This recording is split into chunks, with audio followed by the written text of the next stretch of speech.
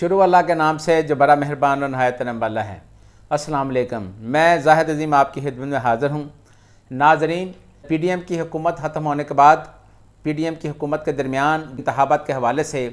इख्तलाफात खुलकर सामने आ चुके हैं। पीडीएम की दो बड़ी पॉलिटिकल पार्टियाँ जिनके दरमियान इंतखाबात के हवाले से बहुत ज़्यादा खुलकर जो इख्तलाफात हैं वो हमारे सामने आ चुके हैं, जिसमें पाकिस्तान पीपल्स पार्टी और मुस्लिम लीग जो नून है वो दोनों पार्टियों का जो मौक़िफ़ है इस हवाले से बिल्कुल एक दूसरे के अपोजिट है। पीपल्स पार्टी ये चाह रही है कि इंतखाबात 90 रोज़ के अंदर अंदर हो जाने चाहिए। पीपल्स पार्टी की सेंट्रल एग्जीक्यूटिव कमेटी का जो इजलास हुआ था, जिसमें पीपल्स पार्टी के सीनियर रहनुमा रज़ा रबानी साहब और उसके अलावा जो सेनेटर एतज़ाज़ हसन साहब हैं उन्होंने शिरकत की। उसमें सेनेटर एतज़ाज़ हसन साहब ने ये तजवीज़ दी कि पीपल्स पार्टी को चाहिए कि वो आइन के मुताबिक 90 रोज़ के अंदर इंतखाबात करवाने का तकाज़ा करें और अपने इस मौक़िफ़ के ऊपर कायम रहें। पीपल्स पार्टी ने रज़ा रबानी और सेनेटर एतज़ाज़ साहब की पॉलिसी जो है उसके ऊपर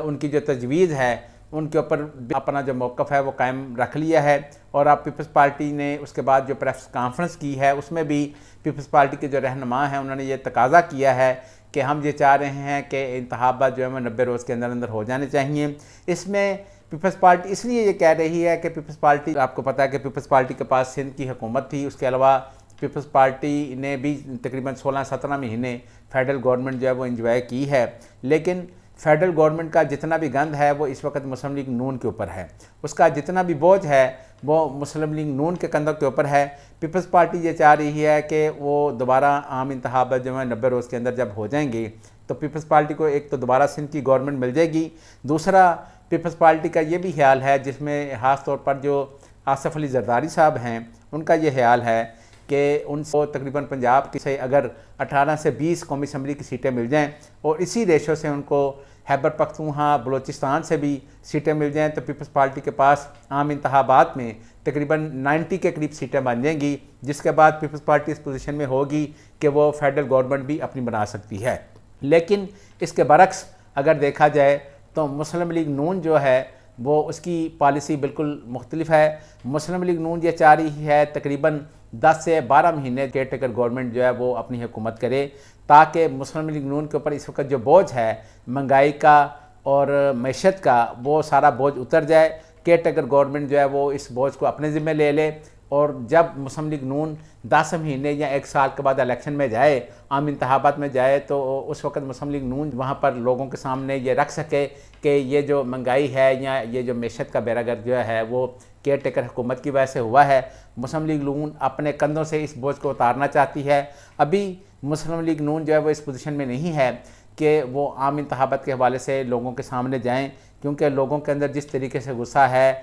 बिलों के हवाले से भी आपने देखा होगा कि लोग बहुत ज़्यादा परेशान हैं। महंगाई जिस तेज़ी से बढ़ी है पाकिस्तान में, 75 साल में इस तरह महंगाई पाकिस्तान में कभी भी नहीं बढ़ी। जो आपका डॉलर है वो तकरीबन 300 से ऊपर चला गया है। इसी तरह महंगाई की जो रेशो है वो भी इस वक्त 40% से ज़्यादा है। पाकिस्तान के अंदर ज़र मुबादला के ज़ाहिर भी ना होने के बराबर हैं। ये सारा बोझ नून लीग के ऊपर है और नून लीग का चूँकि वज़ीर-ए-आज़म था, नून लीग के ऊपर वजारत ख़जाना की भी वजारत थी, वजारत दाखिला भी उनके पास थी, इसलिए नून लीग की जो पोजीशन है इस हवाले से बहुत ज़्यादा ख़राब है और नून लीग इस बोझ को लेकर इंतखाबात में नहीं जाना चाहती। इसलिए आज लंदन के अंदर नून लीग की वहाँ पर जो मशावरत हुई, वहाँ पर मियाँ नवाज शरीफ साहब और मियाँ शहबाज शरीफ साहब और दीगर जो सीनियर रहनुमा जिन्होंने वहाँ पर शिरकत की, उन्होंने जो पॉलिसी अपनाने के सोचा है, जो अपना पॉलिसी वो बनाना चाह रहे हैं, उसके अंदर वो दोहरी पॉलिसी इस वक्त जो है वो आम इंतखाबात के अंदर लेकर जाना चाहते हैं। उनका ये ख्याल है कि आम इंतखाबात के अंदर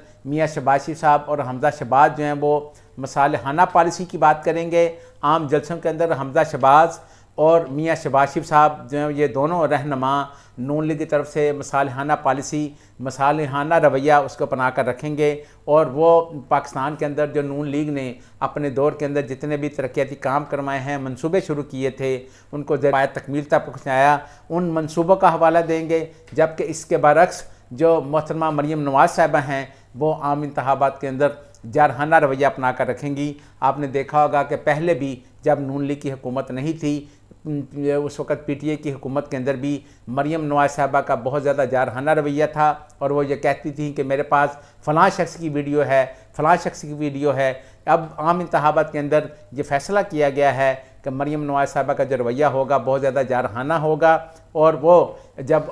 अवामी जलसों से खिताब करेंगी उसमें बाकायदा वीडियोज़ भी दिखाएंगी और मियाँ नवाज़ साहब को जिस तरीके से पाकिस्तान की सियासत आउट किया गया, उनको नाहल किया गया, उनके साथ जो ज़्यादतियाँ हुई उस का भी सारा वो वीडियोज़ के अंदर बताएंगी, लोगों को दिखाएंगी। और हमारा ये ज़ाती ख्याल है कि मोहतरमा मरियम नवाज़ साहब का ज़्यादातर जो टारगेट होगा वो जुडिशरी होगी और उसके साथ साथ साबिक आर्मी चीफ जनरल बाजवा साहब और साबिक जो DGISI थे जनाब जनरल फैज़ हमीद साहब, उन दोनों को वो बहुत ज़्यादा टारगेट करेंगी। इस हवाले से उनकी जो पॉलिसी होगी वो बहुत ज़्यादा जारहाना होगी। चेयरमैन PTI की जानब से नैब तरमीम के ख़िलाफ़ जो सुप्रीम कोर्ट के अंदर एक दरख्वास्त दायर की गई थी, उसकी समाअत अब 29 अगस्त को दोबारा सुप्रीम कोर्ट के अंदर होगी। सुप्रीम कोर्ट के 3 रुकनी बेंच ने पहले भी इसकी समाअत की थी, जिसके अंदर जस्टिस मंसूर अली शाह साहब का यह ख्याल था और उन्होंने ये तजवीज़ दी थी कि इसके ऊपर फुल कोर्ट बेंच बनाना चाहिए। लेकिन चीफ जस्टिस जनाब उमर ता बंदयाल साहब ने यह कहा कि मैं चूँकि अब रिटायर होने वाला हूँ, मेरी जो मुद्दत मुलाजमत है वो ख़त्म होने वाली है और मैं ये चाहता हूँ कि मैं इसका फ़ैसला करके जाऊँ। उनका ये ख्याल है कि अब ये मुमकिन नहीं है, चूँकि जुडिशरी के अंदर छुट्टियाँ चल रही हैं तो फुल कोर्ट नहीं बनाया जा सकता। इसलिए वही 3 रुकनी जो बेंच है जो पहले समाअत कर रहा था, वही 3 रुकनी बेंच अब दोबारा समाअत करेगा। 29 अगस्त को दोबारा से इसकी समाअत हो जाएगी। 29 अगस्त को जो 3 रुकनी बेंच इस केस की समाअत करेगा सुप्रीम कोर्ट के अंदर, उसमें चीफ जस्टिस जनाब जस्टिस उमर ता बंदयाल साहब और जनाब जस्टिस मंसूर अली शाह साहब और जनाब जस्टिस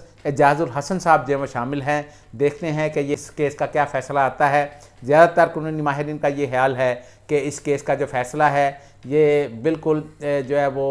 नून लीग की तवक्को के बिल्कुल ऐन खिलाफ होगा, क्योंकि जो नैब तरमीम की गई हैं वो जिस तरीके से की गई हैं, हो सकता है कि सुप्रीम कोर्ट नैब की जो तरमीम हैं उनको बिल्कुल उड़ा दें और दोबारा से जो PDM के रहनुमा थे जिनके केसेस ख़त्म हो चुके हैं वो दोबारा से केसेस उनके ओपन हो जाएं। दूसरा, पाकिस्तान के अंदर आपको पता है कि आजकल बिजली के बिलों को लेकर अवाम बहुत ज़्यादा परेशान हैं। बिजली के बहुत ज़्यादा बिलों की वजह से अवाम के अंदर जो गुस्सा है वो शिद्दत अख्तियार करता जा रहा है और तकरीबन पाकिस्तान के हर किस्म हर शहर के अंदर इस वक्त जो एहतजाज है वो बढ़ता जा रहा है और एहतजाज के अंदर शिद्दत आती जा रही है। इवन दैन यहाँ तक के ताजरों ने भी ये धमकी दे दी है कि ये जो बारी बिल्स और टैक्सों की भरमार है इसके खिलाफ शटर डाउन हड़ताल की जाएगी। इसको देखते हुए वज़ीर-ए-आज़म पाकिस्तान जनाब अनवारुल हक काकड़ साहब ने पीर वाले दिन यानी अनवारुल हक काकड़ साहब ने कल वज़ीर-ए-आज़म हाउस के अंदर इसके मतलब एक इजलास भी तलब किया है, जिसमें वो जो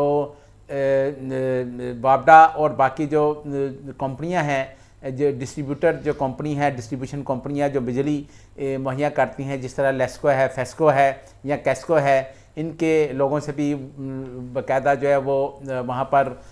वो लेंगे, ब्रीफिंग लेंगे और उसके बाद इसके बारे में फ़ैसला किया जाएगा। लेकिन हुकूमत ने अगर इसके ऊपर बर वक्त फ़ैसला ना किया तो ये एहतजाज बढ़ता जाएगा और हुकूमत को सोचना चाहिए कि अवाम को इसमें किस तरीके से रिलीफ दिया जा सकता है, क्योंकि अवाम के लिए इतनी ज़्यादा ये मुश्किलात बढ़ती जा रही हैं। पाकिस्तान के अंदर कारोबारी हालात बिल्कुल ख़त्म होते जा रहे हैं, फैक्ट्रियाँ बंद हैं, बेरोज़गारी बढ़ती जा रही है। पाकिस्तान एक ऐसा मुल्क है जहाँ से लोग बहुत ज़्यादा तादाद के अंदर बाहर जाना चाहते हैं। इसका पिछले दिनों वज़ीर-ए-आज़म से जब सवाल एक सहाफ़ी ने किया तो वज़ीर-ए-आज़म साहब ने इसका ये जवाब दिया कि क्या फ़र्क पड़ता है अगर लोग बाहर जा रहे हैं। लेकिन वज़ीर-ए-आज़म साहब को ये सोचना चाहिए कि अगर पाकिस्तान से लोग बाहर चले जाएंगे तो फिर इस मुल्क के ऊपर हुकूमत जो है वो करने वाले लोग क्या सोचेंगे और हुकूमत उन्होंने किन के ऊपर करनी है। ये एक बहुत बड़ा सवाल है और मेरा ख्याल है कि इसके ऊपर हमारे जो हुक्मरान हैं उनको सोचना चाहिए और इस मुल्क की बेहतरी के लिए कुछ इक़दाम उठाने चाहिए।